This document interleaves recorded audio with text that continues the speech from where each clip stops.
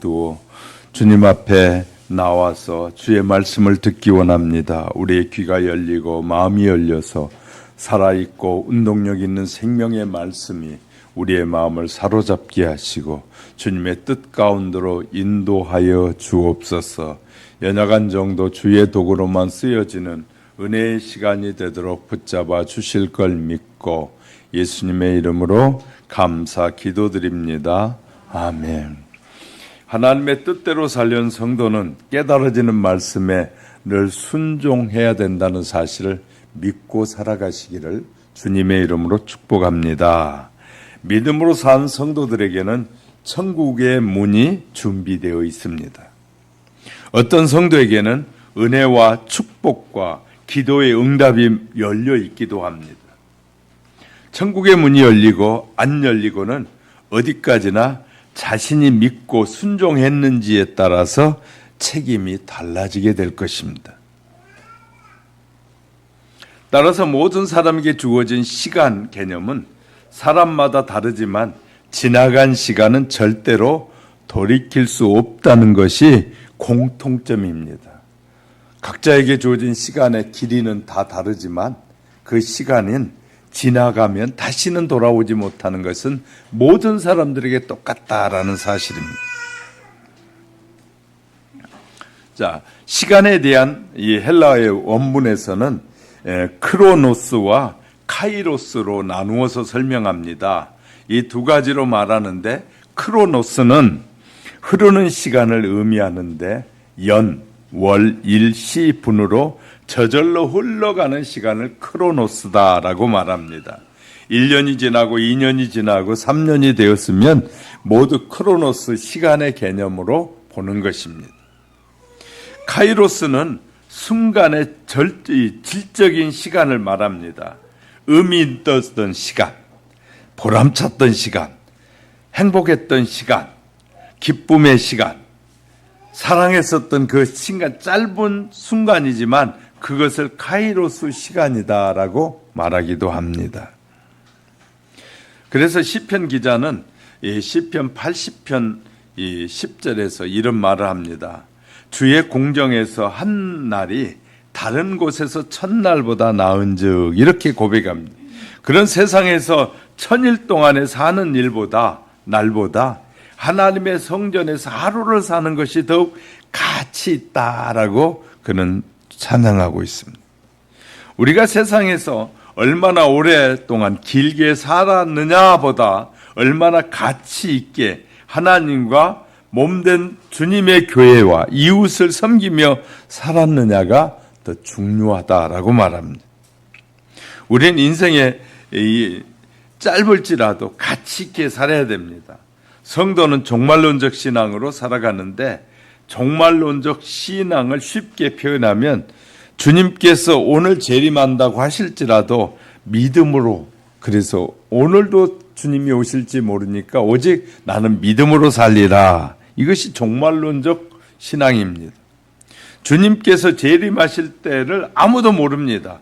그러므로 성도는 예수님께서 곧 오실 것이라는 믿음으로 항상 깨어 기도하다가 주님께서 재림하실 때 담대하게 예수님을 영접하는 삶이 바로 종말론적 신앙이다라고 말씀드릴 수 있습니다.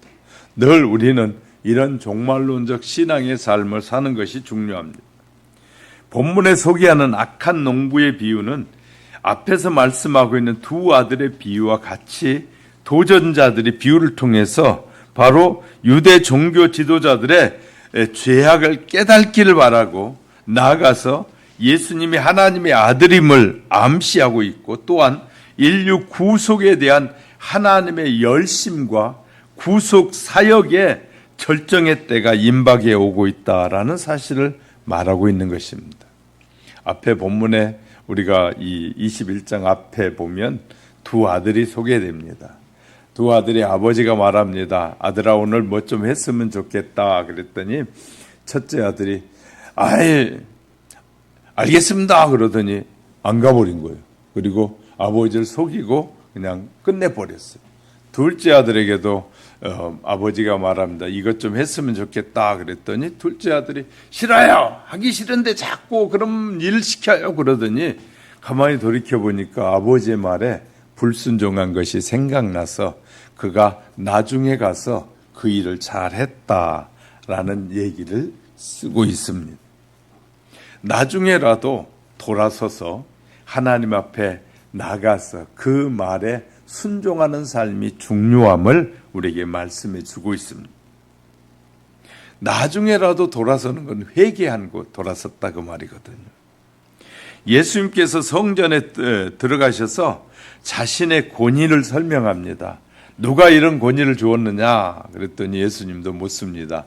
세례 요한의 권세가 하늘로서 난 것이냐 사람에게서 준 것이냐 이렇게 물으시면서 이 권위에 대한 말씀을 하시고 이 포도원 비유를 말씀하고 계십니다. 이 비유로 하나님을 배신한 대제사장들과 바리새인들을 책망하시고 또 자신이 십자가에서 운명하실 것을 예언하고 계시는 말씀이기도 합니다. 오늘은 대제사장들과 바리새인들의 이 책망하신 말씀을 우리가 듣고 무엇이 잘못되었는지를 살펴보고 또 나도 회개 기도가 필요한지를 돌아보면서 우리 자신이 또 그런 모습으로 바리새인과 서기관처럼 살아가고 있지 않는지를 돌이키는 은혜의 시간이 될 수 있기를 주님의 이름으로 축복합니다. 첫째, 악한 농부들의 비유에서 말씀하려는 의미는 무엇이냐? 본문 1절에 보면 다른 한 비유를 들으라. 한 집주인이 포도원을 만들어 산 울타리로 두르고 거기에 즙자는 틀을 만들고 망대를 짓고 농부에게 새로 주고 타국에 갔더니 라고 쓰여 있습니다. 이 비유의 의미는 다음과 같은 상징적인 뜻을 가지고 있습니다. 즉 집주인은 하나님이다. 포도원은 이스라엘 나라와 은혜의 세계를 뜻한다. 은혜를 받는 모든 사람들 뜻한다. 세 번째, 농부는 이스라엘과 종교 지도자들을 말한다. 네 번째, 종들은 선지자들을 말하고 있습니다. 그리고 아들은 예수 그리스도 자신을 상징하고 있습니다. 이 비유는 하나님께서 이스라엘 나라를 자기 백성으로 선택하고 율법으로 보호막을 삼고 하나님께서 이스라엘 백성들에게 율법을 주신 것은 율법을 통해서 하나님이 그들을 지키신다는 말이거든요. 너희들이 하나님의 말씀에 순종할 때 하나님이 지키신다는 의미거든요.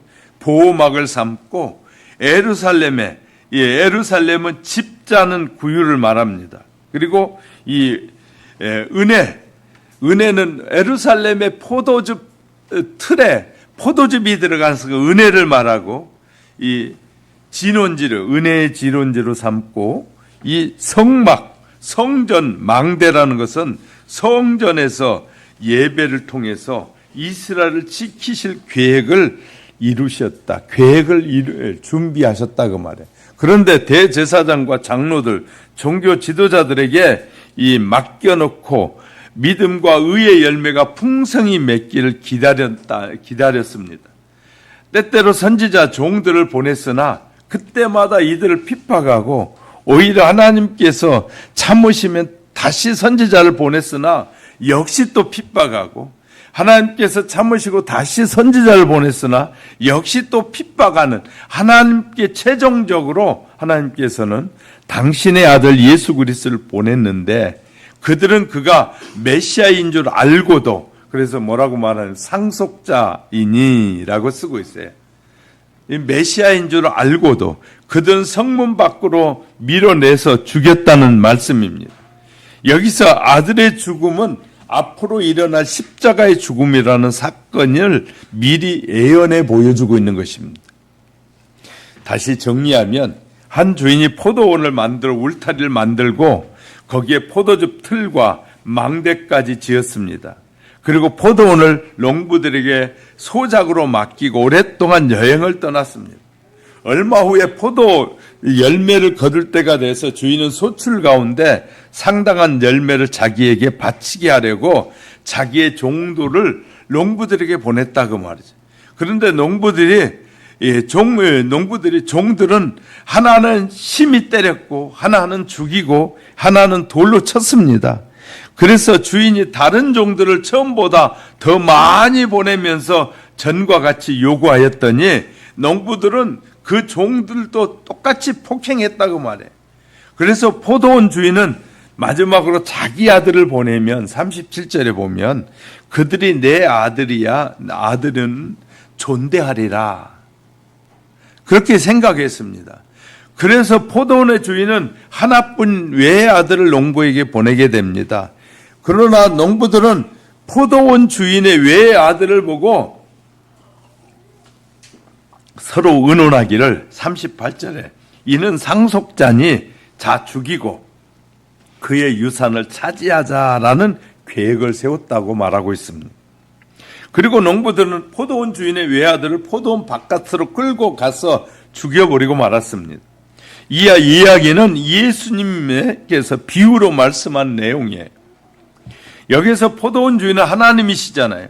악한 농부들은 당시의 대제사장과 백성의 장로들입니다. 주인의 종은 선지자들입니다. 주인의 아들은 예수님을 의미한다고 말씀드렸습니다. 하나님의 백성으로 선택받은 유대인들이 대표적인 대제사장과 백성의 장로들이 하나님의 은혜를 배반했고 선지자들을 학대하고 죽였습니다. 그리고 마침내 하나님의 외아들이신 예수님마저 죽일 것을 예언하는 비유입니다. 따라서 이 하나님께서 패역한 대제사장과 백성의 장로들을 용서하지 않고 심판하신다는 것을 또한 예언하고 있어요. 이 비유는 이사야서의 기록에 나와 있습니다. 이사야 5장 1절부터 7절이면 포도원의 노래와 거의 유사합니다. 하나님의 뜻에 불순종한 유대인들이 결국 하나님의 심판을 받게 될 것이라는 교훈을 하고 있는 것이에요. 처음에 교회 예수 믿을 때 참 우리 열심히 신앙생활 하려고 발부둥 치잖아요. 그런데 20년, 30년, 40년 지나면서 많은 사람들이 변질돼 가기 시작해요. 옛날에 그 열정적인 마음은 다 사라지고 그냥 내가 오래 믿었으니까 이제 하나님이 자비를 베푸실 것이다. 그런 착각에 빠져 들어가기 시작해. 그래서 예수님은 마지막 때 참 믿는 자를 보겠느냐. 저와 여러분의 믿음은요. 저와 여러분이 구원 얻은 것은 이 시작이나 끝이나 똑같아요. 하나님은 똑같은데 누가 변했다는 거예요? 우리가 변했다는 거예요. 하나님의 은혜를 받은 자들이 변했다는 거예요. 하나님께서 이스라엘을 이 애굽에서 탈출시키실 때 하나님의 갖가지 능력을 통해서 하나님이 어떤 분인가를 다 보여주셔요. 그리고 하나님의 능력의 장중 안에 이스라엘 백성들을 인도하고 이끄심을 다 보여줘요. 그래도 자꾸 변질돼.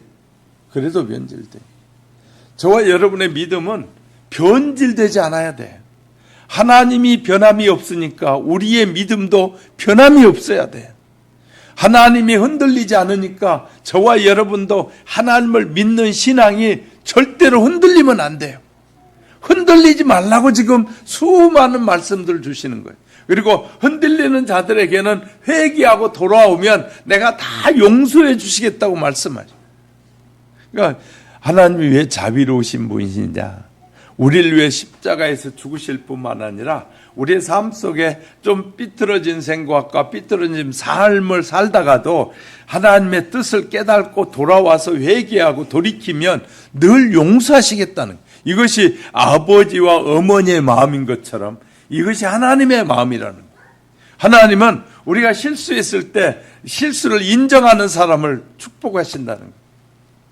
자녀들 중에서도 실수할 수 있어요, 누구나. 근데 어떤 자녀는 야 그거 잘못했어 그런데 아빠는 몰라서 그래 내가 맞아 하고 아빠를 무시하는 자녀들이 있는가 하면 아빠 그건 내가 잘못됐어야 하고 인정하는 자녀들이 있는 것처럼 하나님은 그 하나님의 권위에 인정하기를 원했어요.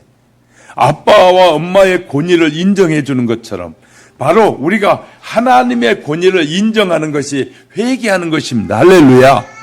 회개를 통해서 하나님만이 하실 수 있는 일을 나에게 하셨습니다라고 하나님의 구원의 역사를, 그 권위를 인정해 드릴 때 우리의 죄를 용서해 주신다고. 할렐루야. 그러니까 우리가 이렇게 자비로우신 하나님은 수많은 우리에게 기회를 주시는데, 언제까지? 저와 여러분 목숨이 끊어지는 날까지. 부영기업 회장님은 지난번 말씀드린 것 같은데, 순천 저희 고향에서 무슨 리가 있잖아요. 시골에 가면 리가 2개 정도 건너뛰는 마을의 분이거든요. 지역 자기 고향 사람들에게 1억 가까이를 지원했더라고요. 지역 그 리 사람들에게. 그러니까 서울에 와서, 어려운 때 그분도 올라왔죠. 서울에 와서 건설업을 통해서 많이 벌게 되니까 그는 자기 고향도 잊어버리지 않았고, 가난한 사람도 잊어버리지 않았고, 수많은 사람들에게 자기가 열심히 수고하여 번 것, 남에게 주는 거 쉬운 일 아니거든요. 우리가 100만 원, 200만 원, 1000만 원, 억이 남에게, 내가 땀 흘려 수고한 것 남에게 막 거저준다는 게 쉬운 일 아니에요. 근데 그분은 벌써 자녀를 낳는 사람들에게 100억을 넘게 줬고, 고향의 사람들에게도 그렇게 자비를 베풀더라고요. 그런 사람들이 드물어요. 근데 실은 신자들이 그렇게 사는 거거든요. 신자들은 내가 열심히 수고하고 애써 벌어가지고 폭리를 취해서 보는 것이 아니라 정당한 걸 통해서 벌어가지고 연약한 자를 돕고 나를 기억하는 사람들을 주님의 이름으로 섬길 때 하나님께 영광이 되는 것이에요. 할렐루야. 그러므로 우리가 열심히 일하고 수고하는 건 맞아요. 근데 그 영광을 하나님께 돌려드릴 때 하나님이 기뻐하신다 그 말이거든요. 오늘 본문에 본문 바로 앞에서도 세례 요한의 이 얘기가 나옵니다. 세례 요한과 예수 그리스도의 연계를 설명하기도 합니다. 이 악한 농부의 비유는 앞에서 말한 두 아들의 비유에 연관되어 있습니다. 이 두 아들의 비유에서 예수님은 세례 요한에 대한 종교 지도자들의 불신을 말씀하고 계시고, 32절에 보면 세례 요한이 의의 도로 너희에게 왔거늘 너는 그를 믿지 아니하였으되 세리와 장녀는 믿었으며 너희는 이것을 보고도 끝내 뉘우쳐 믿지 아니하였다. 깨닫고 뉘우치고 돌아서는 것을 하나님이 원하신다고 말이죠. 그런데 그 지도자들은 그러지 않았다고 말해요. 악한 농부의 비유에서는 궁극적인 예수 그리스도에 대한 불신을 말씀하고 있어요. 예수께서 이 두 가지의 비유를 통해서 하나님의 구속사역의 역사적인 과정을 설명하면서 악역을 감당하고 있는 종교 지도자들의 패역성을 지적하고 계십니다.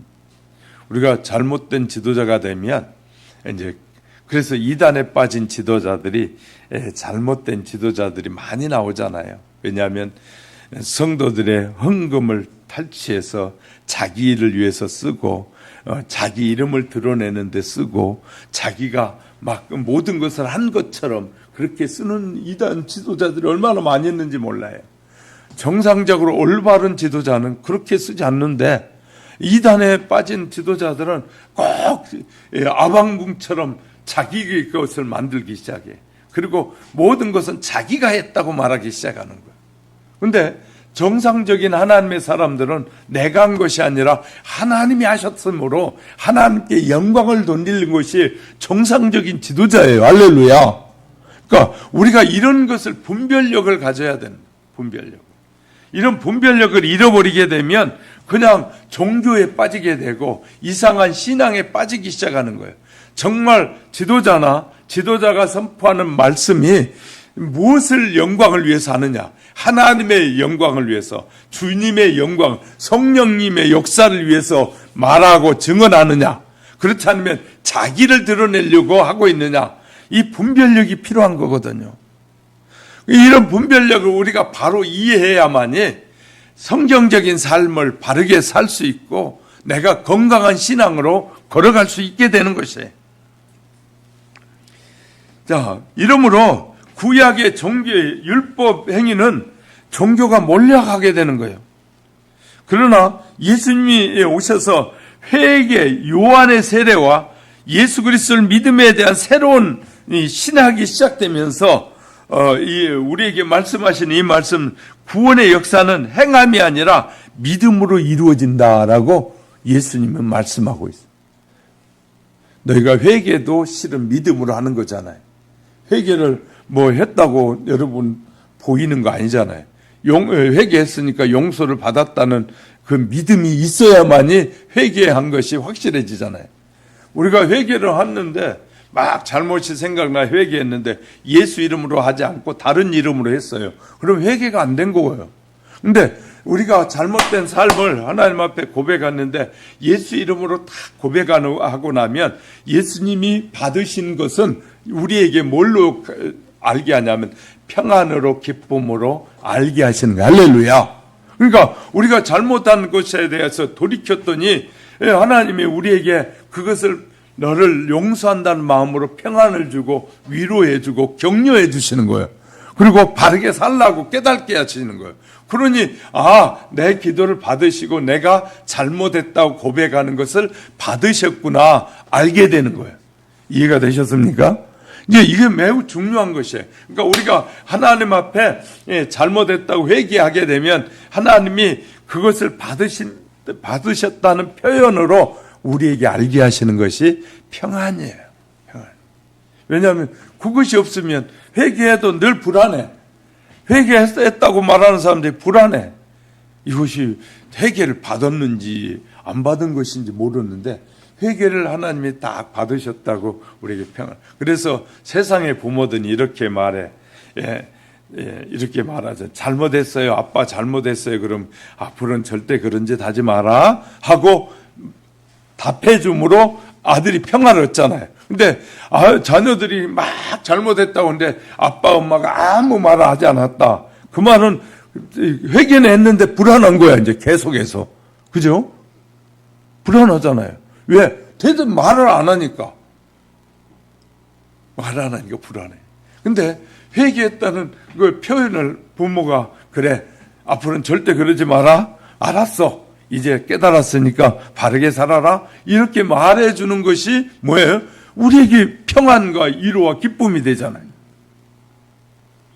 자, 우리가 이렇게 하나님은 살아계시기 때문에 우리와의 허물과 죄를 고백하면 하나님은 우리에게 반응해 주시는 하나님. 할렐루야. 응답해 주시는 하나님이다 그 말이에요.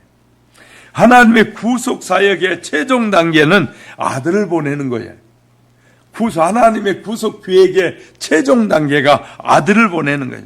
이 비유의 절정은 포도원 주인이 최종적으로 아들을 보냈는데 그가 주인의 상속자임을 알고도 농부들이 그를 포도원 밖에 쫓아내서 죽였다고 말이에요.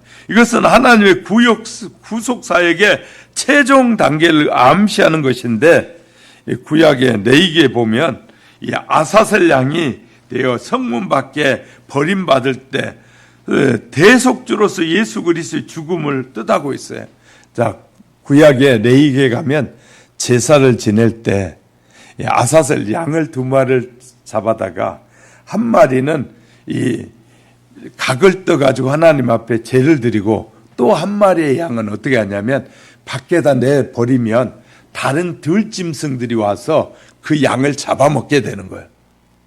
들짐승들에게 내버리는 거예요. 그것처럼 예수님을 골고다는 그래서 잘 보세요. 골고다는 예루살렘 성 바깥에 골고다가 세워진 거예요. 이해가 되셨어요? 자, 예루살렘이란 성 바깥에 예수님이 십자가에 죽은 골고다가 그곳에 세워져요.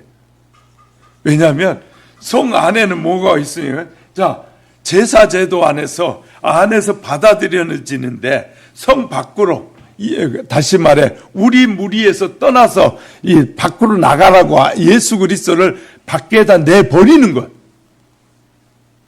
그것을 상징하고 있다고 말해.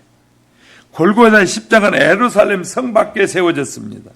율법을 뜻하고 있습니다. 율법을 말하는 거죠. 율법을 주신 그 삶의 열매를 기대하고 선지자를 보냈는데 대제사장과 장로들이 그것을 알고도 빌라도에게 내어주어서 십자가에 죽게 한 것은 하나님의 구속사에게 최후 단계이며 계시의 죽음을 통해서 인류 구속 역사를 완성하고 이를 믿는 모든 사람이 구원을 받게 된다라는 사실을 말해주고 있습니다. 하나님의 인류의 구속 역사를 율법과 예언 그리고 예수 그리스도의 대속을 통해서 복음을 우리에게 주심으로 완성이 됩니다. 율법과 예언은 요한의 때까지라고 마태복음 11장 13절입니다. 율법과 예언은 요한의 때까지다라고 마태를 통해서 분명히 말해요. 그 이후에 복음의 시대가 전개되는 거예요. 하나님께서 인류 역사를 구원하시는 그 아들 예수 그리스도를 십자가를 지심으로 모든 인간이 하나님 앞에 나아갈 수 있는 길을 열어주셨다. 이 구원의 방편이 인간에게 개인적으로 적용되는 것은 성령께서 하시는 사역이에요. 세례 요한은 회개를 예수 그리스도를 믿음으로 성령을 통해서 성령은 중생하게 하고 거듭나게 함을 통해서 인간의 구원이 완성된다는 것입니다. 그래서 사도행전 2장 38절 39절에 너희가 회개하여 각각 예수 그리스도의 이름으로 세례를 받고 죄 사함을 얻어라. 예수 그리스도의 이름으로 세례를 받고 죄 사함을 받으라. 그리하면 성령을 선물로 받으리니 이 약속은 너희와 너희 자녀와 모든 먼데 사람 곧 우리 주 하나님이 얼마든지 부르시는 자들에게 하신 것이라 라고 바울을 통해서 분명하게 말씀해 주고 계셔요. 그래서 이제는 예수님을 예루살렘 성에서 내모신 것처럼 이제 하나님은 이 모든 이방의 예루살렘 성은 하나님의 택한 백성들이 있는 곳인데 택한 백성들 외에 모든 백성들에게까지 구원을 이루시는 것이 하나님의 구원 계획의 완성이다. 이 사실을 우리가 알고 우린 철저하게 회개할 일이 있으면 철저하게 회개 잘하는 지혜가 늘 저와 여러분 속에 가득하시기를 주님의 이름으로 축복합니다. 포도원 농부들은 그럼 어떤 결과를 맞이하게 되느냐? 40절, 41절에서 소개하고 있습니다. 40절에 그러면 포도원 주인이 올 때 그렇게 너희가 포도원 주인이 사람을 보냈고 아들까지 보냈는데 아들을 죽여버리고 난 다음에 죽였으니 40절에 그러면 포도원 주인이 올 때 그 농부들은 어떻게 하겠느냐? 예수님이 질문하시는 거예요. 예수님 묻고 있는 거예요. 그래서 41절은 포도원을 빼앗기고 이 아들을 죽인 악한 농부들은 자신이 미처 깨닫지 못한 사이에 스스로 자기를 정죄하고 있어요. 그들이 대답하잖아요. 41절에서 예수께서 두 아들의 비유에서처럼 그들이 스스로 자기 자신을 심판하도록 하시는 우리가 잘못한 죄인이구나는 사실을 깨닫게 하셔요. 이 비유를 통해서. 그들은 그들의 악함으로 스스로 멸망할 것입니다. 악은 불순종이며 그것은 믿지 않는 것입니다. 믿지 아니하면 적 그리스도의 입장에 서게 되는 것이고 결국 그들은 하나님의 은혜를 잃어버림으로 멸망을 받게 되는 것입니다. 악한 포도원 농부는 하나님의 심판을 받습니다. 이 사실이 이미 역사적으로 증명됐습니다. 유대인들이 예수님을 십자가에 못 박아 죽였기 때문에 그 후에 약 2000년이 지난 때 제2 2차 대전으로 인해서 유대인들에 대한 보복은 후손들이 받게 돼요. 엄청난 후손들이.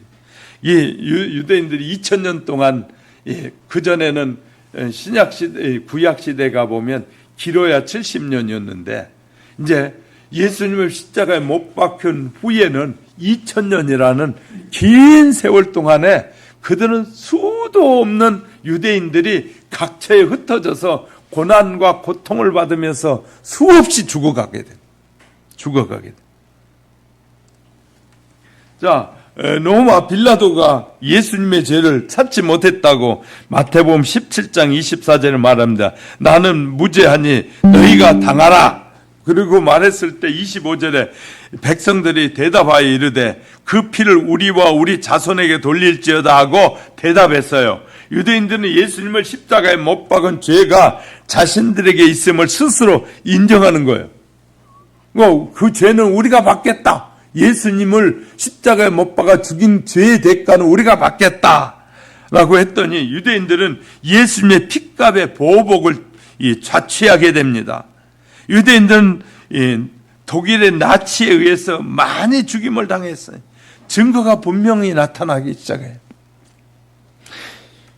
그러면 자, 여기 40절에 중요한 내용들이 소개돼요. 예루살렘이 멸망할 때 이 비유의 마무리를 짓기 위해서 예수님께서 물으신 말씀 가운데 40절에 주인이 올 때라고 말하잖아요.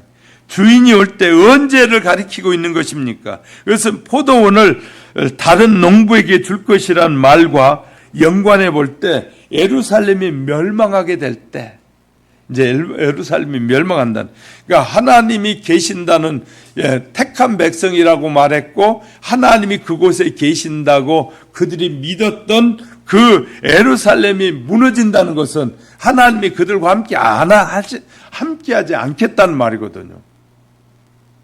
즉 주후 70년에 로마군에 의해서 유대는 완전히 멸망하게 됩니다. 유대 민족은 세계 만방으로 흩어져서 예루살렘의 성전이 회파되고 복음은 이방인들에게 전파돼서 열매를 맺기 시작해요. 그래서 이제 이방인들에게 다른 사람들이 그 열매를 맺고 하나님 앞에 영광을 돌리기 시작하는 거예요.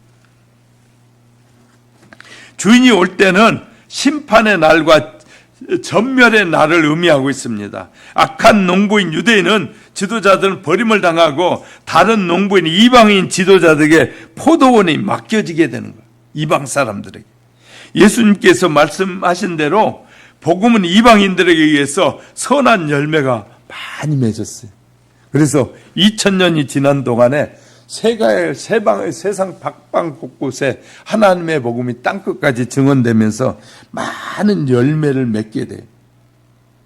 땅끝까지 복음의 열매가 맺히게 되면 이때 주인은 다시 오시는데, 다시 오셔 그때는 완전히 하나님의 회개하지 않는 백성에 대해서는 완전히 심판하신다는 거예요.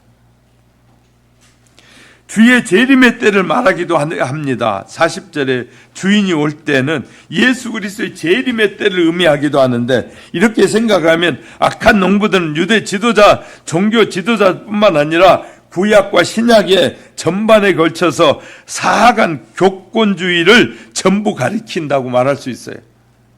다른 농부들은 선한 사역자들을 가르치는 거예요.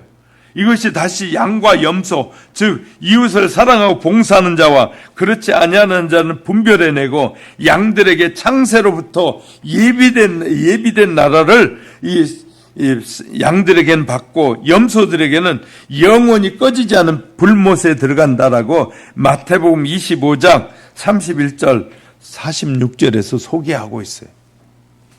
저와 여러분이 하나님의 어린 양처럼 될 것이냐, 염소처럼 될 것이냐, 남을 받고 시기하고 막 하면서 내 주장대로, 내 생각대로 살 것이냐. 양은 철저하게 자기의 몸을 다 내놓는다고 말씀드렸어요. 운명의 열쇠를 가진 40절, 주인이 올 때 이 농부들은 어떻게 하겠느냐 라는 말씀의 농부들은 운명은 주인에게 달려있는 것이, 어쨌든 주인이 올 때 심판의 날인 동시에 상속의 날이 될 것입니다. 그것은 행한 대로 보상을 받는 날이기 때문이죠. 모든 인간의 운명은 하나님께서 결정하신다고. 그래서 이 누가복음 12장에 보면 어리석은 농부가 풍성한 소출을 인해서 자기 도취에 빠져 있을 때 내가 이렇게 많은 거 얻었으니 이제 나는 편안히 멀고 다른 사람 죽든 말든 다른 사람 배고파든 말든 나는 편안히 먹고 몇 년 동안 편히 살겠구나라고 할 때 어리석은 자여 오늘 밤에 내 영혼을 도로 찾으리니 그러면 내 예비한 것이 네 것이 되겠느냐라고 말씀하십니다. 운명의 열쇠는 하나님이 가지고 계신다는 거예요. 내 힘으로 사는 것이 아니라 하나님께서 이 허락하심으로 내가 살아있는 것이에요. 그러면 우리의 삶 자체가 이 은혜고 축복이에요. 우리가 지금까지 살아온 자체도 하나님의 은혜요 축복인 것이에요. 그래서 여러분 건강한 것에 대해서 얼마나 감사하고 사십니까? 아직 내가 내 마음대로 걸어갈 곳 가고 운전해서 갈 곳 가고 맛있는 거 적든 많이 먹을 수 있는 거 감사하고 정말 내가 생각하는 대로 뭘 할 수 있는 거 감사하고 내가 열심히 일할 수 있는 거 감사해야 하셔야 돼요. 내가 지금 건강한 거에 대해서 감사 별로 안 하더라고요. 오늘 내가 건강하게 사는 자체가 감사해야 돼. 그것이 감사가 느껴지지 않으면 병원의 중환자실에 가보십시오. 오늘도 똑같은 시간이 주어진 수많은 사람들이 병원 중환자실에 입원 환자들 가보면 수많은 사람들이 자기 마음대로 나가지도 못하고 병원이라는 이 울타리 안에 딱 갇혀가지고 나가지도 못하고 누워있는 사람들이 수도 없이 많아요. 정신병원에 가보십시오. 지가 왕이고 자기가 군대 장관이라고 하면서 막 설치는 사람들이 수도 없는데 아무도 내보내주지 못해. 내가 왕인데 신하더라 그러면 의사들이 정신과 의사들이 말씀하옵소서 그런데 막 이제 역할극을 하면서 막 그런다 안에서. 그러면 막 왕이라고 자기가 막 큰 소리 친대. 근데 나 나갈란다 근데 하나도 안 보내줘. 왕이 나가려고 하는데도 안 보내줘. 왜? 나가면 정상적인 사람들에게 피해를 주니까 못 내보내는 거야. 그래서 정신병 환자들, 의사들이 뭐라고 말하냐면 오래 살다 보면 자기도 근 환자가 돼 있대. 왜? 정신 환자들하고 살다가 늘 생활하다 보니까 자기도 모르는 사이에 그렇게 빠진대. 이거 참 재미있어요. 요새 의사 증언의 문제들이 심각한 사회 문제가 돼 있잖아요. 근데 의사들이 상상외로 돈을 많이 번 사람 많이 벌고 있습니다. 상주에 있는 목사님 병원에 정신과 의사가 매달 받아가는 봉급이 1,900만 원씩 받아간다. 1,900만 원씩. 하루에 8시간 딱 근무하고 정신과 의사인데 다른 사람 있으면 보내달라고. 이분이 오래되다 보니까 매달 뭐 별로 상담하는 것도 없는데 근 2천만 원을 받아간다는 거예요. 그러니까 일반 그냥 그 병원에 있는데도 그런다는 거예요. 그러니까 이렇게 엄청나게 많이 버는 의사들이 자기들의 주도권을 더 안 놀라고 막 별짓을 다 하고 환자를 볼모 삼아가지고 그러고 있는 거 아니겠어요? 예?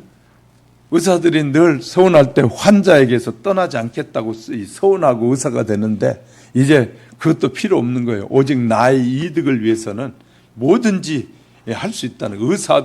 환자도 다 버릴 수 있다는 거예요. 심각한 상황이 지금 전개되고 있는 거예요. 이것은요, 타락한 시대에 나타난 삶의 모습이에요.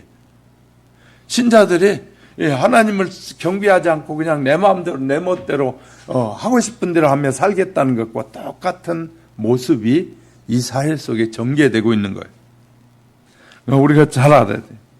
운명의 분기점이 인생의 길에는 언제나 생명과 사망, 복과 저주의 길 놓여 있고 인간은 항상 그 분기점에 서 있습니다. 그리고 인간이 어느 길로 가게 하느냐 하는 것은 믿음이 그것을 좌우하게 됩니다. 믿음이 있는 자는 생명과 복의 길로 갈 것이고 믿음이 없는 자는 사망과 저주의 길로 가게 될 것입니다. 그 믿음대로 마태복음 9장 29절 되는 것인데 하나님은 그것을 보시고 운명의 열쇠를 돌리십니다. 어떻게 하겠느냐라는 말은 열쇠를 어느 쪽에 돌리느냐라는 말이죠. 오른쪽에 돌리면 하나님의 생명의 문이, 왼쪽으로 돌리면 죽음의 문이 열린다. 믿고 순종한 양은, 순종하는 자는 오른쪽에 있게 되고 불순종한 자 염소는 왼쪽에 갈라놓게 된다라고 마태복음 25장 32절에서 말하고 있습니다. 그 순종하는 믿음의 성도들이 저와 여러분이 되기를 주의 이름으로 축복합니다. 세 번째는 성실한 성도들에게 주어진 기회를 우리는 잘 선용해야 돼. 본문 41절 볼까요? 그들이 말하되 그 악한 자들을, 그러니까 이제 대답을 합니다. 그 바리새인과 이 종교 지도자들이 악한 자 진멸하고 포도원은 저 제때에 열매를 바칠 만한 다른 농부들에게 세를 줄지니라 라고 말하잖아요. 자, 여기서 말하는 다른 농부들은 주인의 명령에 순종하는 농부들입니다. 이들은 이방인의 복음을 전할 복음의 사역자들이고 또한 광의적으로 볼 때 있어서 선한 주의 일꾼들을 말하기도 합니다. 주님의 말씀에 순종하고 믿는 자를 말하기도 하죠. 믿기 때문에 순종하고 순결함으로써 믿는 거죠. 그래서 사무엘상 15장 22절에 보면 순종이 제사보다 낫고 듣는 것이 수양의 기름보다 나은 것이다. 아까 두 아들의 비유도 말씀드렸어요. 두 아들 중에 하나는 알겠습니다 그래놓고 안 갔다. 둘째 아들은 싫어요 그러더니 나중에는 갔다. 누가복음 5장 5절은 우리들이 밤이 맞도록 수고를 하였으되 얻은 것이 없지만은 말씀에 의지하여 내가 그물을 내리리이다. 베드로가 헛수고하고 돌아왔는데 주의 말씀에 순종하여 그물을 던졌다 그 말이에요. 그래야 그물이 찢어질 만큼 많은 고기를 잡았습니다. 순종은 자기 의지의 포기입니다. 내 생각대로 하는 걸 포기하는 것이 바로 순종이에요. 다른 농부들은 제때의 실과를 주인에게 바치는 자들을 말합니다. 여기에서 제때는 주인이 원하는 때이며 그것이 열매 맺는 때를 말합니다. 하나님께 있어서 때는 영원한 현재입니다. 하나님에게는 영원한 현재. 그 무슨 말이냐? 우리가 깨달아지고 느껴질 그때, 하나님 그때마다 우리가 하나님 앞에 순종하는 것을 하나님이 기뻐하신다. 모르는 걸 순종할 수는 없잖아요. 자, 우리가 살아가는데 다 깨달을 수는 없으니까 일부만 깨닫고 살다가 하나님 앞에 가거든요. 근데 이렇게 설교를 듣다가 기도하다가 찬양하다가 또 하나님의 선한 일을 하다 보니까 뭔가 다 깨달아지는 것이 있어요. 그때는 바로 순종할 때 하나님이 기뻐한다. 그것이 하나님이 기뻐하는 제사다. 순종의 제사다. 순종하라는 거예요. 내가 아무것도 못하는데 저 일은 내가 할 수 있겠다 하고 마음이 딱 드는 순간에 순종하라는 거예요. 왜냐하면 순종하지 않으면 기회가 지나가는 거예요. 우리에게 주어진 기회가 주어지는 거예요. 우리 주머니를 채우는 것도 내가 채워야 된다는 생각을 우리가 빠져 살 때가 많이 있어요. 그런데 하나님이 채워주셔야 늘 안전하게 채워지는, 하나님이 채워주셔야 돼. 자, 그래서 포도원의 소작권이 유대인에게서 이방인에게로 넘어가고 불성실한 자에게서 성실한 성도에게로 넘어가게 돼요.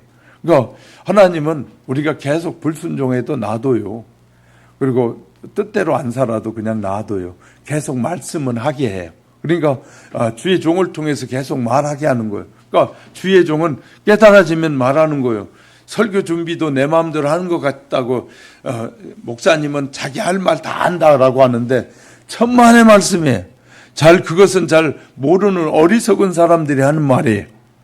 하나님의 사람들은요, 설교 준비 종일 했다가 일주일 내내 했다가도 그것이 마음이 딱 바뀌는 순간이 있어요.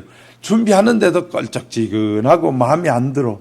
이 말 하는 것보다 저 말 하는 게 좋겠다는 생각이 막 들어요.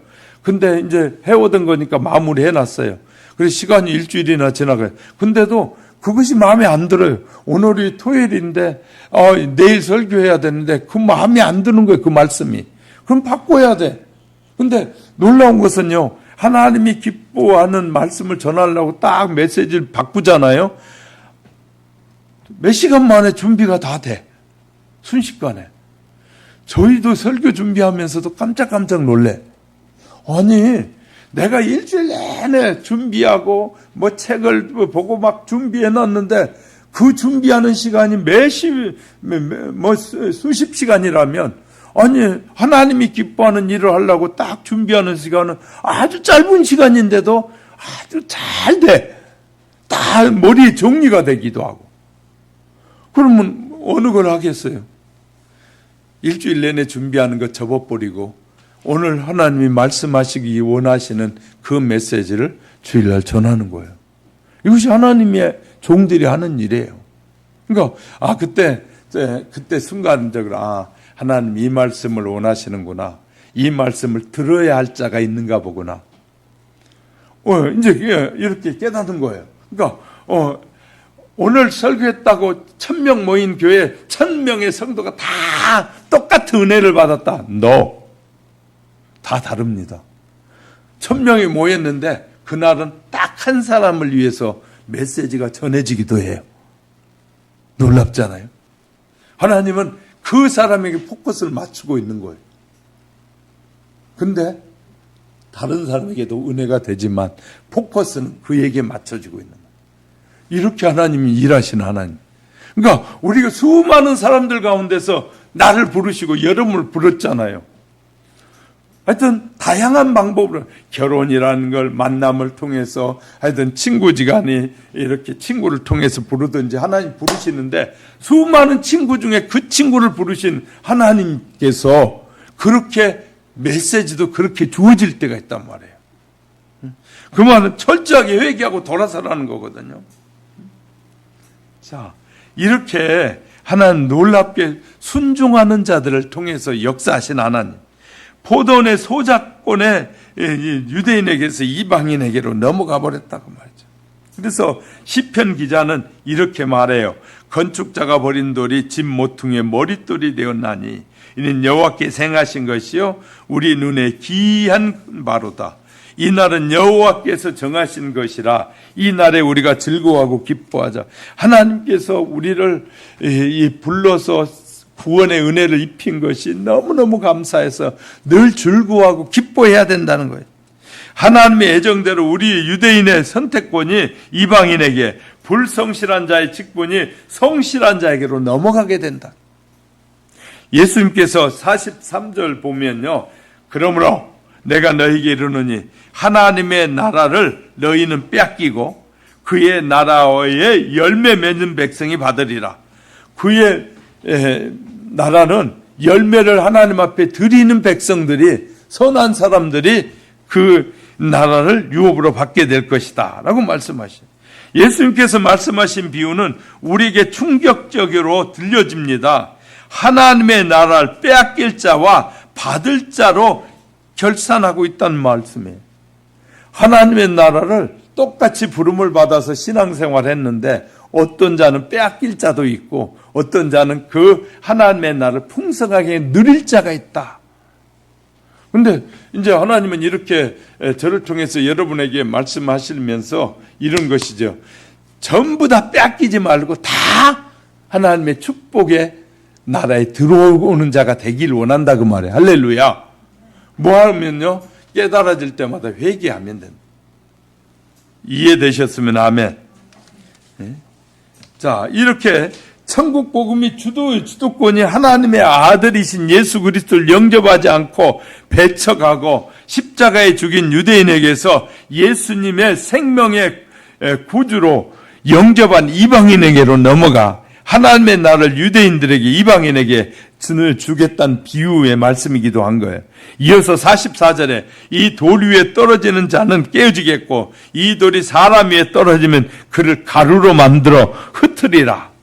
이 돌 위에 떨어지는 자는 예수님을 정치적인 메시아로 오해했다가 그가 속죄의 주님이심이 판명되자 실족하에 넘어진 유대인들을 뜻합니다. 아니, 그들은 바로 정치적인 메시아로 오해했다가 예수님은 죄를 속죄하기 위해서 오신 분인 걸 알게 됐다고 말. 그럼에도 불구하고 회개하지 않았다고 말. 유대인들은 예수님을 적극적으로 대적했다가 예수님이 오실 때 결국 가루로 만들어 흩으리라. 이 비참한 결과를 당할 것이라는 최종적인 심판을 예언한 말씀입니다. 그러니까 유대인이든 이방인이든 죄가 있는 사람들은 회개하지 않으면 하나님의 뜻을 거역하고 자기의 생각대로 살다가 결국은 끝까지 회개하길 원하시는데도 회개하지 않으면 결국은 하나님의 나라에 들어갈 수 없게 됨을 말씀하고 있는 거예요. 우리는 이 비유 말씀을 통해서 다음과 같은 성도들이 되도록 성찰해야 될 필요가 있습니다. 타락한 인간의 부패성을 깨달으라는 거예요. 본래 모든 인간은 하나님의 은혜를 거부하고 불순종한 삶을 살았던 사람들이에요. 이런 본성은 유대인에게만 있는 것이 아니라 모든 이방인에게도, 우리는 예수님을 거역한 유대인을 비웃는 것이 아니라 우리 자신에게 하신 말씀으로 받아들여야 한다는 거예요. 오늘의 우리도 예수님을 배반하면 유대인과 똑같이 심판을 받게 된다는 말이게, 우리도 똑같이 받게 된다. 두 번째는, 그렇지만 하나님께서 길이 참으시고 인간들이 회개하고 돌아오길 기다리신다. 그래서 이 베드로는 베드로후서 3장 9절 8절 9절에서 사랑하는 자들아, 주께서 하루가 천년 같고 천년이 하루 같다는 이 한 가지를 잊지 말라. 주의 약속은 어떤 이들이 더디다고 생각하는 것 같이 더딘 것이 아니라 오직 주께서는 너희를 대하여 오래 참으사 아무도 멸망하지 아니하고 다 회개하기에 이르기를 원하느니라. 회개하기를 이르기 원하신. 그래서 말씀을 주시는 거예요. 비유를 주신 이유가 모두 다 회개하고 멸망받는 자의 자리에 가지 않기를 원하신다는 간절한 소망이 여기에 담겨 있는 것이에요. 세 번째는 마지막 날에 주님의 심판이 얼마나 엄중한가를 깨달으라는 것이에요. 유대인들은 깨달지 못해서 망했습니다. 그러나 주님께서 오늘 이 말씀을 주시는 것은 우리가 주님의 말씀에 순종하고 계시하신 복음을 받아들일 뿐만 아니라 이 복음을 널리 전파하여 하나님의 종말적인 심판을 받아서는 안 되도록 말씀을 주시는 거예요. 우리 모두에게도 심판을 받지 말라는 것이에요. 그래서 듣고 순종하는 책임을 우리에게 있다고 말하는, 우리가 수많은 복음이 전해졌지만 이 말씀을 듣고 순종했느냐 순종하지 않느냐에 우리에게 달려있다. 그래서 바울은 고린도전서 1장 23절 4절에서 이렇게 쓰고 있어요. 우리는 십자가에 못 박힌 그리스도를 전하니 유대인에게는 꺼리끼는 것이다. 십자가에 못 박혀 죽인 예수를 말하면 유대인은 매우 싫어한단 말이에요. 꺼리끼는 것이나 이방인에게는 미련한 것이되 오직 부르심을 받는 자들에게는 유대인이나 헬라인이나 그리스도는 하나님의 능력이요 하나님의 지혜다. 구원함을 얻는 저와 여러분에게는 엄청난 하나님의 능력이고 우리에게 주어진 축복이다. 할렐루야. 내가 예수를 믿는 이 자체가 엄청난 복이라는 것이에요. 복이라. 지금까지 갈등이 없는 시대는 거의 없었습니다. 갈등이 폭이 크냐 적으냐에 따라 다른 것이지, 우리나라 초기 때도 마찬가지고 4.19가 일어났을 때도 지금보다 크냐 적느냐일 뿐이지 우리나라는 계속해서 이런 이 소란의 국민들이 어떤 것에 정착하지 못하고 제대로 자기 뜻을 내세운 사람들이 많은 것이에요. 우리나라는. 한국 사람들이 외국 사람들하고 조금 또 다른 면이 있다면 이 자기 주장들이 강한 거예요. 그러니까 자꾸 싸움이 되는 거예요. 그래서 2조 500년 동안도 계속 싸워왔잖아요. 지금도 싸우잖아요. 하나 된 적이 거의 없어요. 일본이나 다른 나라는 국익에 대한 문제는 여야가 하나가 돼서 딱 뭉치는데 우리나라는 국익에 대한 문제도 싸워. 세상에 참 어이없는 모습을, 그건 다른 사람들이 볼 때는 참 추잡한 일이거든요. 애들끼리 싸울 때는요, 그 자존심 가지고 그렇게 싸우는, 우리나라에 국가에 도움이 되는 일은 하나가 돼야 되는데 국가에 도움이 되는 것도 싸워. 이게 우리나라의 이 한국 사람들의 기질이기도 하지만 그것이 좋은 것이 아니에요. 하여튼 우리가 알아야 될 것은 이 거의 갈등이 없는 시대는 없었어요. 갈등은 에덴 동산부터 시작됐습니다. 최초의 여자 하와는 하나님의 말씀을 전달하는 대리자인 자기의 머리가 된 아담의 말을 무시했다고. 여러분, 아내들은 남편의 말 절대 무시하면 안 됩니다. 하나님이 기뻐하시잖아요. 남편이 어리석으면 여러분이 지혜롭다면, 아내가 지혜롭다면 지혜로운 사람으로 만들어줘야 돼요. 왜냐하면 하나님이 그렇게 정해놓으세요. 인간이 죄가 인간에게 들어오므로 하나님께서 이 가정의 질서를 세웠잖아요. 그런데 내가 너보다 똑똑해. 내 말대로 해야 이 집이 건강해져. 내 말대로 해야 이 집이 바른 집이 돼. 이런 주장하는 것은 하와가 주장하는 것과 똑같아요. 자, 그러면 방법이 있어요. 어떻게 하냐? 여보, 이런 것이 어때요? 하고 제안을 해서 남편이 그것을 수용하고 받아들일 수 있도록 제안을 하는 지혜가 필요한 거예요. 할렐루야. 그래가지고 둘이 마음이 합해져서 그것을 함께 이루어가야지. 당신 필요 없어. 이 집의 주인이 내가 돼야 돼.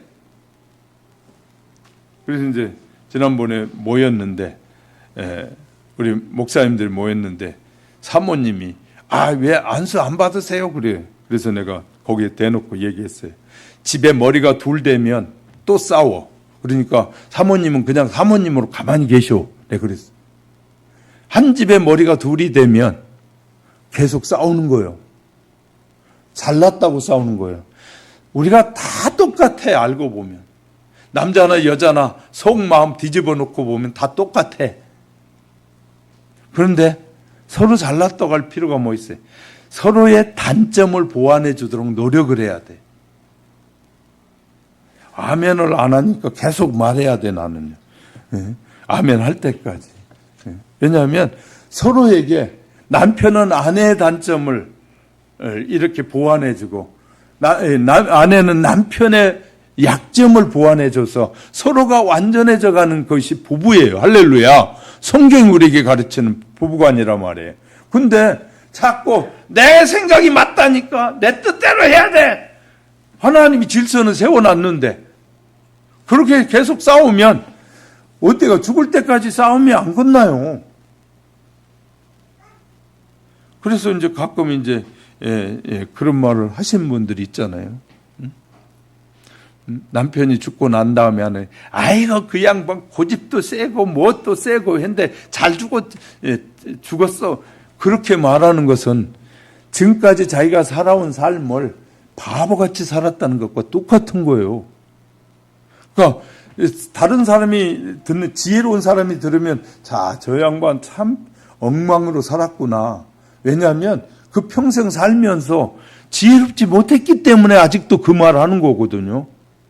질서를 인정하고 바르게 알게 되면 그렇게 말할 수가 없는 거죠. 누구나. 그러니까 우리가 잘 알아야 돼요. 성경적인 삶이 무엇인지. 지난주에도 말씀드렸어요. 신앙인은 세상 사람과 말도 달라야 되고 생각하는 것도 달라야 되고 이렇게 표현하는 것도 좀 다르게 살아야 된다고. 세상 방법대로 세상이 꾸며놓고 막 이렇게 하는 것이 예수 믿는 사람은요, 자녀들에게 야 혼자 사는 게 편해 그런 말 하는 것도 불신앙의 말이에요. 정말 성경을 몰라도 저렇게 모르니까 싶을 때가 많아. 예수 믿는 것이 고난의 길이에요. 예수 믿는 자체가 고난의 길이에요. 내 생각대로 사는 거야. 하나님의 뜻대로 사는 것이 신앙의 길이니까. 근데 자녀들에게 힘드니까 네 혼자 살아. 이렇게 말하는 게 불신앙의 말이라는 것도 모르고 내뱉는단 말이에요. 우리는 그렇게 말하면 안 돼요. 어떻게든지 좋은 짝을 만나서 가정을 이루고 또 후손을 번성해서 열심히 살아라. 하나님이 도와주실 거다. 그렇게 말을 해야 돼요. 할렐루야. 지금 내가 사는 것이 힘든 거 보이니? 하나님은 너에게 지혜를 주시면 넌 더 편안하게 살 수 있어. 네가 좋은 가정을 이루고 아름답게 살도록 내가 기도할게. 이렇게 말해야 돼요. 야, 혼자 사는 게 다 편탄다. 그냥 그 혼자 살아라. 그래야 말하겠어요. 예수 믿는 사람은 말이 달라야 되고 생각이 달라야 되는데, 네가 목적을 가지고 기도하면 하나님이 분명한 좋은 사람을 만나게 해주실 거야. 그러면 그 가정에 행복을 이루며 살아봐라. 신앙생활 잘하도록 서로 협력하는 일꾼을 보내달라고 너도 기도하고 나도 기도하자. 그래야 맞는 것인가. 신자는 어떻게 말해야 되는지를 우리가 잘 알아야 돼요. 아무 말이나 세상 사람들이 말하는 말이라고 막 교회 안에서 자녀들 안에서 세상 사람이 하는 말들 그대로 갖다 주는 것은 자녀를 저주하는 거예요.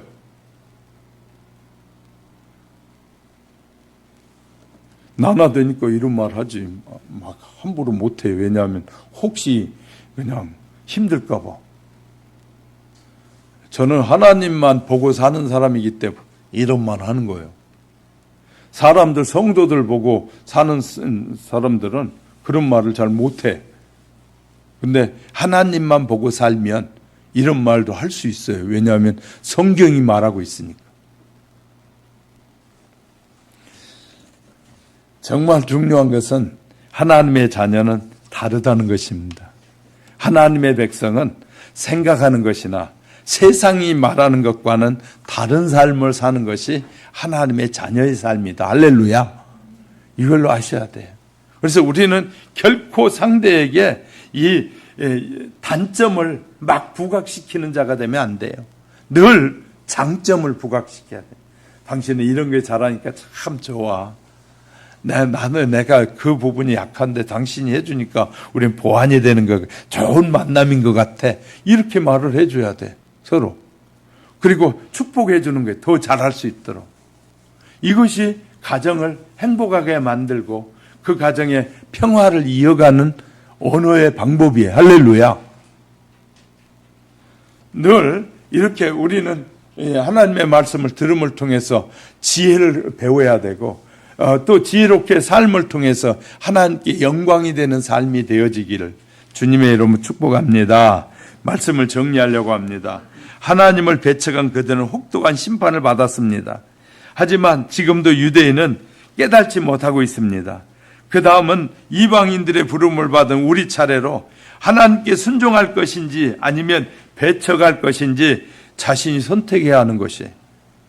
지금도 나는 하나님께 순종하고 있습니까? 이 시간 조용히 한번 성찰해 보시기 바랍니다. 자, 눈을 감으시고요. 나는 얼마나 하나님의 말씀에 깨달아진 말씀에 얼마나 순종하고 있는지 돌아보시기 바랍니다. 아니야. 저건 아니야. 저건 내 생각과 달라. 하나님의 생각과 내 생각이 다를 때 여러분은 뭘 선택해야 합니까? 저는 여러분에게 질문합니다. 여러분의 생각과 하나님의 선택 사이에 있을 때 여러분은 뭘 선택해야 맞습니까? 하나님께서 우리에게 주신 말씀을 선택해야 됩니까? 내 생각을 선택해야 됩니까? 하나님께서 우리에게 때로는 강하게, 때로는 조용하게 내가 이런 일을 해야 되겠다, 이렇게 살아야겠다라는 그런 마음을 줄 때 여러분 얼마나 순종하고 있습니까? 여러분이 순종하고 있다면 여러분 성령의 인도함을 잘 받고 있는 것입니다. 그러나 여러분이 순종하지 않은 것은 불순종이고 결국은 나를 죽이는, 내가 하나님의 성령의 감동을 자꾸 거절하는 것은 하나님의 뜻에 불순종하는 것입니다. 여러분은 어디에 속하여 있는 것 같습니까? 이 시간에 하나님, 그런 나를 새롭게 해 주옵소서. 이런 나의 생각을 붙잡아 주시고 지혜롭게 하옵소서. 성령의 인도하심이 넘치게 하옵소서. 성령님, 나를 회개케 해 주옵소서 하고 잠시 기도드릴까요?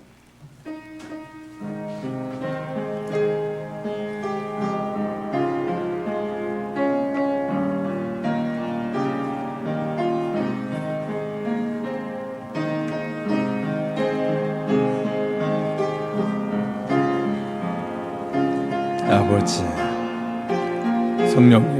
성령님 역사해 주옵소서. 우리에게 말씀하시는 성령의 인도하심, 성령의 역사하심, 하나님의 음성이 들려지기 원합니다. 우리가 무엇을 버리고 무엇을 회개하고 어떤 말이 하나님께 영광이 되고 어떤 표현들이 복된 표현인지 우리가 구별하고 말할 수 있도록 성령님 역사해 주시기 원합니다.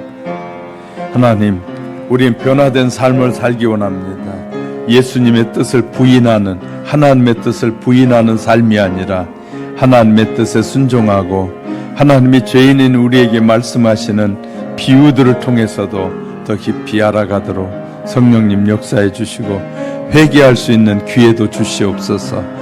회개할 때마다 우리의 죄를 용서하시고 우리에게 새로운 기회를 주신 하나님을 찬양합니다.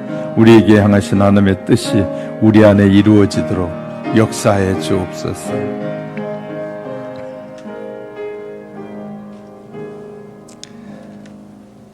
오늘도 살아계셔서 세세토록 우리의 삶의 주인이 되주시고 우리의 인생을 이끄시며 영원한 하나님의 나라로 이끄시는 전능하신 하나님 아버지, 예수 그리스도를 믿고 성령의 인도함을 받아 사는 것이 가장 행복한 일인데 스스로 계획하고 스스로 준비하는 길을 가다가 하나님을 잊어버리는 어리석음을 범하지 않기 원합니다. 우리는 수많은 사람들 가운데 부르심을 받았으니 하나님이 기뻐하신 뜻을 향해 어린 양처럼 최선을 다해 수고하고 헌신하다가 영원한 천국에 이르는 하나님의 백성들로만 삼아 주옵소서. 우리가 잘못하고 잘못된 생각, 잘못된 말, 잘못된 표현들, 또 삶의 여정이 있을 때마다 회개케 해주셔서 하나님의 사람으로만 온전해져 가도록 성령님 역사해 주시고 회개할 수 있는 복된 마음도 허락해 주옵소서. 그리고 주님의 영광을 위해서 힘차게 살아가도록 역사해 주옵소서. 우리를 구원해 주신 우리 주 예수님의 이름으로 감사 기도드립니다. 아멘. 우리